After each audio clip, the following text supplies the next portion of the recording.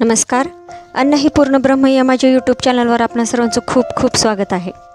काल मी मंडईमध्ये गेले होते. मंडईमध्ये मला ओला लसूण भेटला. सध्या आता लसूण येतोय ना, आता नवीन असा ओला. तर मग मला लसणाची चटणी केल्याशिवाय राहवलंच नाही. तर मग चला म्हणलं आपल्या व्ह्यूअर्ससोबत सुद्धा आपण लसणाची चटणी शेअर करावी. आणि मिरच्या पण मी ओल्याच वापरल्या, याच्यासाठी मला मिरच्या पण ओल्याच भेटल्या. तर चला आपण आता रेसिपीला सुरुवात करूयात आणि याच्यासाठी काय काय साहित्य लागतंय ते पण आपण पाहूयात. मी माझ्या पद्धतीची तुम्हाला लसणाची चटणी दाखवते. बरेच जण बऱ्याच पद्धतीने करतात, पण मी माझ्या पद्धतीने केली. हे पहा माझा ओला लसूण, मी तो कसा घेतला सोलून तुम्हाला दाखवते. नॉर्मली आपला वाळलेला लसूण आपण सोलून घेतो, पण ओल्या लसणामध्ये आपल्याला अजिबात काही सोलण्याची गरज नाही आहे. मी साली सकट हा लसूण घेते, कारण सोलण्यासारखं काही नसतंच.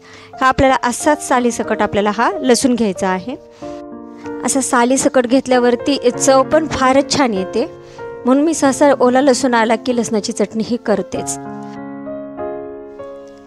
ही मी 2 गड्डे घेतलेले आहेत लसणाचे, हे अशा पद्धतीनं. चवीनुसार मीठ घेतलेलं आहे, याच्यासाठी लिंबू घेतलेला आहे. आणि ही मिरची मी ओलीच घेतलेली आहे, म्हणजे जी आपली हिरवी मिरची असते ती लाल पडते तीच मिरची घेतलेली आहे. जर तुमच्याकडे नसेल तर तुम्ही लाल वाळलेली मिरची घेऊ शकता, किंवा जर नसेल तर लाल तिखटही वापरू शकता. तुमच्याजवळ जे अवेलेबल आहे ते तुम्ही घेऊ शकता. तर आता आपण हे मिक्सरच्या भांड्यामध्ये टाकूयात. आता हे सर्व साहित्य मी हे लसणाच्या पाकळ्या घेतलेल्या आहेत मिक्सरमध्ये. हे मीठ घेतलेलं आहे आणि आता ह्या मिरच्या पण घेतलेल्या आहेत. आणि हे आपण आता ना यामध्ये मी अर्ध लिंबू पिळून घेतलेला आहे. मी अर्धाच लिंबू घेतलेला आहे. ही चटणी चवीला फारच छान लागते. तुम्ही चपाती बरोबर, भाकरी बरोबर किंवा तोंडी लावण्यासाठीही वापरू शकता, किंवा याची तुम्ही पापडाची चटणीही करू शकता. आपला पापड छान भाजून घ्यायचा आणि मस्त असा चुरून घ्यायचा बारीक, आणि त्यामध्ये ही चटणी टाकायची आणि मिक्स करायचं एकदम मस्त अशी. पटकन अशी डब्याला जर तुमच्याकडे चपाती असेल, भाजीला नसेल, किंवा मुलांचा डबा पटकन असा द्यायचा असेल, तर तुम्ही ही पापडाची चटणी आणि चपातीसुद्धा देऊ शकता. जर तुम्हाला पापडाची चटणीची रेसिपी हवी असेल तर मला कमेंटमध्ये प्लीज कळवा, म्हणजे मी तुम्हाला पटकन अशी करून दाखवते. आता ही चटणी आपल्याला मिक्सरला सुरुवातीला फिरवून घ्यायची आहे थोडी, 1 मिनिटभर, आणि मग नंतर त्यामध्ये थोडंसं पाणी टाकून आपल्याला ही वाटून घ्यायची आहे.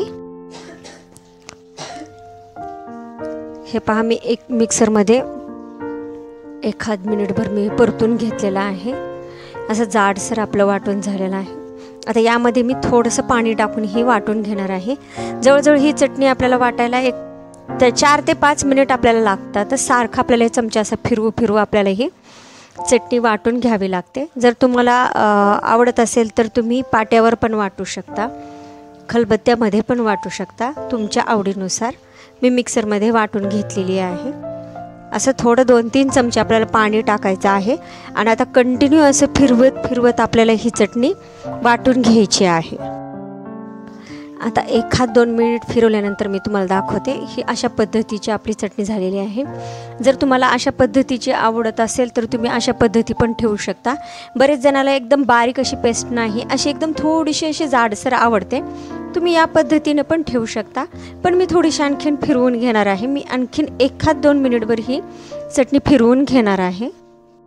तुम्ही पाहू शकता, मी परत 2 ते 3 मिनिट ही चटणी फिरवून घेतलेली आहे. आणि मला जशी हवी आहे तशी ही चटणी एकदम मस्त अशी झालेली आहे, एकदम बारीक अशी पेस्ट झालेली आहे.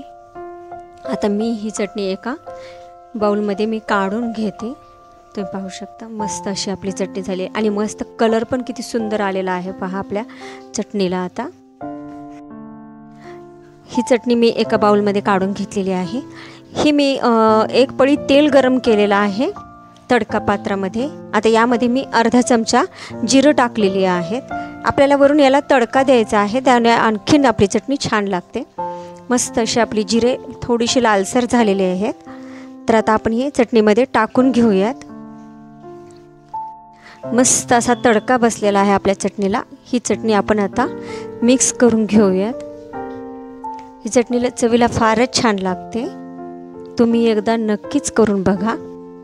वेळात वेळ काढून माझी ही रेसिपी पाहिल्याबद्दल धन्यवाद।